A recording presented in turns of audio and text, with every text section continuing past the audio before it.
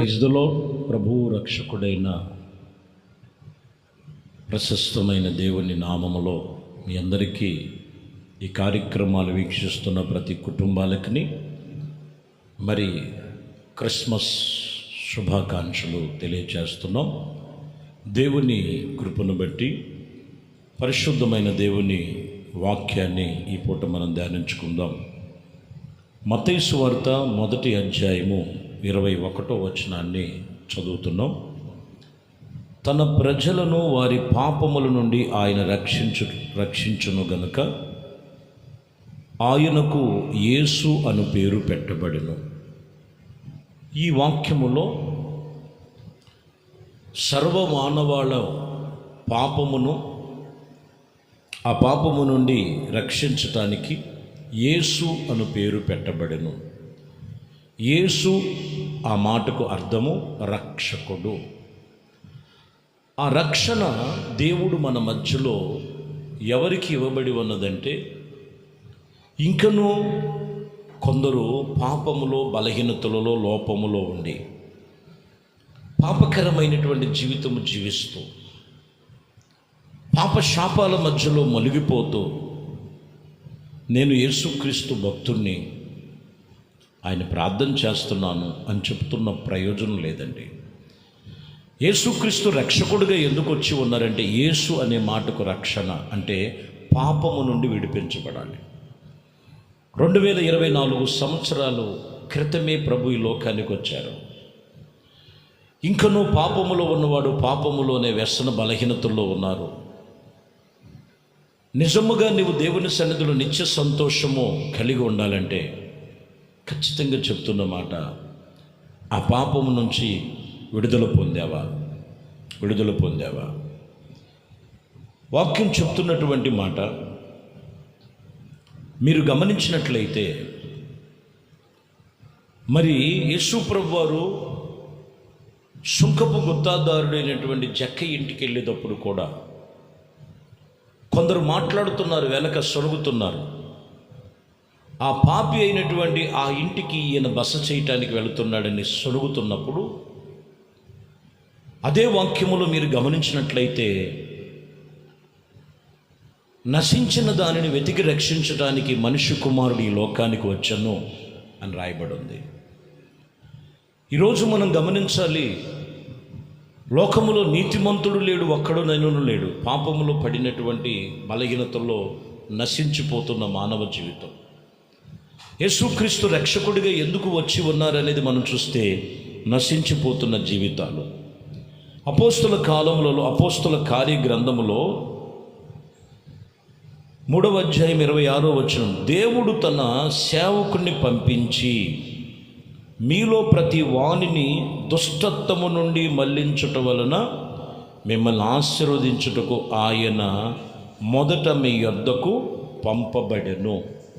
యేసుక్రీస్తు ఎందుకు పంపబడి ఉన్నారో తెలుసా? మనిషి జీవితంలో దుష్టత్వము నుంచి మళ్లించి యేసు ప్రభువారు ఈ లోకమునకు ఆయన పంపబడి ఉన్నారు, ప్రతి మానవ జీవితంలో ఆశీర్వదించబడటానికి. ఈరోజు ఆశీర్వాదాలంటే కొంతమందిని మనము కనుగొంటాం. నాకేం తక్కువ ఉందండి, ఉండటానికి బంగళా ఉంది, తిరగటానికి కారు ఉంది, లేకపోతే చెప్పుకుంటానికి గొప్పగా పేరు ప్రఖ్యాతులు ఉన్నాయి. ఇవి ఎంతవరకు? ఇవి ఇక్కడ వరకే. నిత్య ఆశీర్వాదం ఏంటో తెలుసా? భూమి మీద ఉండగానే యేసుక్రీస్తుని రక్షకుడిగా అంగీకరించి తమ పాప బలహీనతలు విడిచిపెట్టి దుష్టత్వములో ఉన్నారో, ఇదిగో శాపాల మధ్యలో ఉన్నారో, చీకటిలో ఉన్నారో, వాటిని విడిపించి వాక్యం చెప్తున్నమాట, నువ్వు ఆయన వైపు మరలాలి. ఆయన వైపు నువ్వు మరలినట్లయితే ఆయన నిన్ను ఆశీర్వదించడానికే వచ్చాడు. ఇది నిజమైన ఆశీర్వాదం. ఈ లోక సంబంధమైన ఆశీర్వాదాలు కాదు. కానీ నీవు, నీ కుటుంబము ఆశీర్వదించబడిన రీతిగా ఉండటం అంటే దుష్టత్వము నుంచి మళ్ళాలి, పాప బలహీనత నుంచి విడిపించగలిగితే ఆయన నిన్ను ఆశీర్వదిస్తారు, ఆయన ఆశీర్వాదాలు పొందుకుంటారు. హెబ్రీయులకు రాసిన పత్రికలో 10వ అధ్యాయము 37, 38 మన వచనాల్లో మనం చదువుతాం. ఇంకా కాలము బహు కొంచెముగా ఉన్నది, వచ్చువాడు ఆలస్యము చేయక వచ్చును. నీతిమంతుడైన వాడు విశ్వాసం మూలముగా జీవించును గాని అతడు వెనుకకు తీసిన ఎడల అతని యందు నా ఆత్మకు సంతోషము ఉండదు. చూసారా, కొందరు వెనకకు తీస్తున్నారు, ఏదో సంతోషముతో సంబరాలు అంబరాలు అంటేటట్లుగా మరి ఏదో పండుగను చేస్తున్నాం అనుకుంటున్నారు, కానీ రక్షణ విషయంలో విశ్వాస విషయంలో వెనక్కి తీసేవారు ఉన్నారు. దేవుని వాక్యాన్ని పక్కన పెట్టేవారు ఉన్నారు. వాళ్ళకి నచ్చినట్లుగా, వాళ్ళు ఏర్పరచుకున్నట్లుగా, వారు కోరుకున్నట్లుగా ఏదో పండుగనే ముసుగులు చేసేటువంటి పరిస్థితులు కాదు. కానీ ఇక్కడ ఇంకా కాలము బహు కొంచెముగా ఉన్నది, వచ్చేవాడు ఆలస్యము చేయక వస్తున్నాడు. నీతిమంతుడైన వాడు విశ్వాసం మూలంగానే జీవించాలి, వెనకకి తీయకూడదు. వెనకకి తీసేవాడు వాడు నశించుటకే వెనకకు తీస్తున్నాడని వాక్యము చెప్పకనే చెప్తుంది.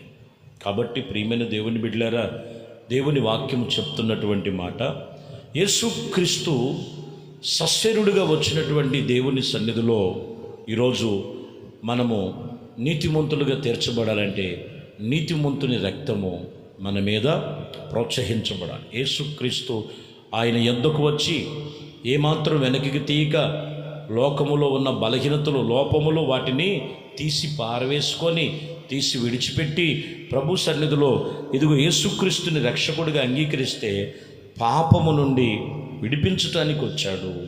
భ్రష్టత్వము నుంచి మళ్ళీ ఆశీర్వదించడానికి ఆయన వచ్చారు. ఇక్కడ మనం చూస్తే ఇదిగో నిన్ను, నీ ఆత్మను సంతోషింప చేయటానికి ఆయన వచ్చాను. మీరు చూసినట్లయితే ఫిలిప్పీలకు రాసిన పత్రికలో 2వ అధ్యాయం 7వ వచనములో, మనుషులు పోలికగా పుట్టి దాసుని స్వరూపమును ధరించుకొని తను తాను రిక్తునిగా అప్పగించుకొనెను. ఒకటి, యేసు ప్రభువారు ఇక్కడ 3వ విషయంలోకి వచ్చేలకే ఆయన ఎలా వచ్చారంటే మనుషులు పోలికగా పుట్టి దాసుని స్వరూపమును ధరించుకొని తను తాను రిక్తునిగా అప్పగించుకున్నాడు. మీరు బాగా గమనించారో లేదో, యేసు ప్రభువారు ఆయన పుట్టుకను గురించి మనం చూస్తే సత్రములో కూడా చోటు ఇవ్వలేదు ఆయనకి.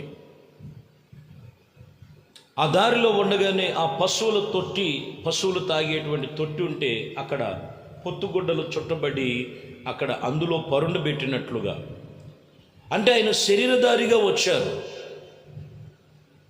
ఆయన ఎదిగిన వారై దాసుని స్వరూపమును ధరించారు.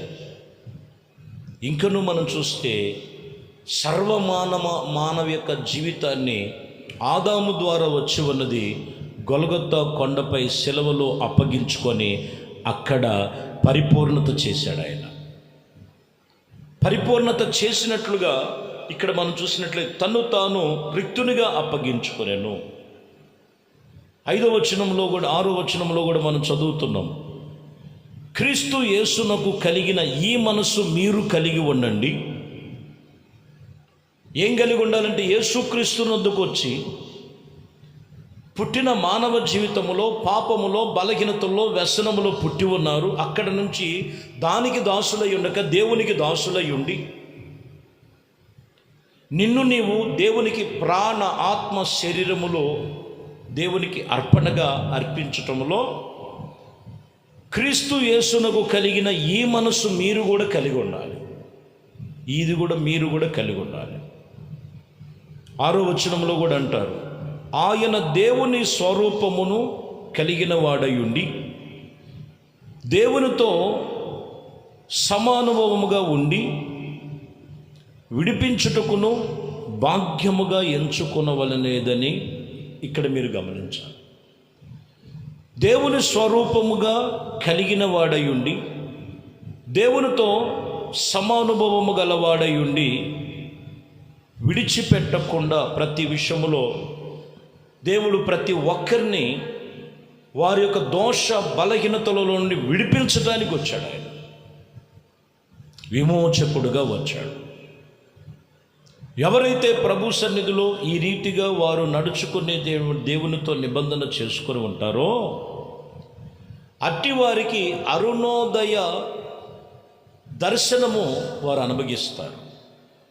దేవుడు వాక్యం చెప్తున్న మాట, ప్రియమైన దేవుని బిడ్డలారా, కాబట్టి యేసుక్రీస్తు ఈ లోకమునకు పాపులను రక్షించటానికి వచ్చాడు.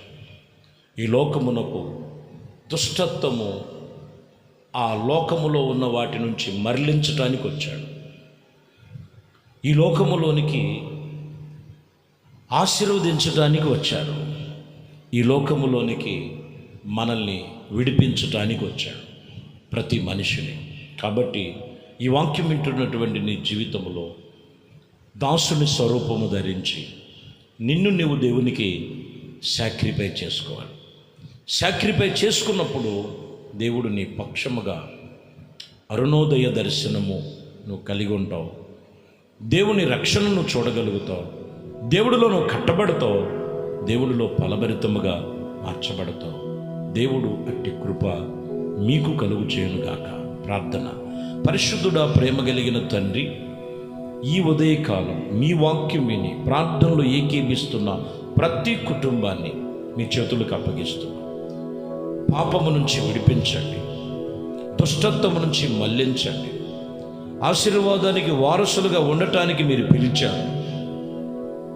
ఏ ఒక్కరు వెనకకు తీయక ఇచ్చిన ఈ మంచి సమయము దేవుడితో గడుపుకునేటువంటి కృప ప్రతి ఒక్కరికి దయచేయమని, ఈ శుభవేళ ఏదో ఆచార పద్ధతులు చేసేది కాదు, లోపములు శాపములు తొలగించి దేవునికి రిక్తునిగా అప్పగించుకొని క్రీస్తు రక్తము చేత కడగబడి పరిపూర్ణులుగా పరిమళ వాసనగా ఉండుటకు మీ కృపలో స్థిరపరచమని, ఘనత మహిమ ప్రభావాలు మీకే పొందుకోమని యేసుక్రీస్తు నామములో ప్రార్థించి వేడుకొనుచున్నాము తండ్రి. ఆమెన్. ప్రభు మిమ్మల్ని దీవించి ఆశీర్వదించునుగాక. ఆమెన్. దేవునితో వచ్చిన పరిశుద్ధ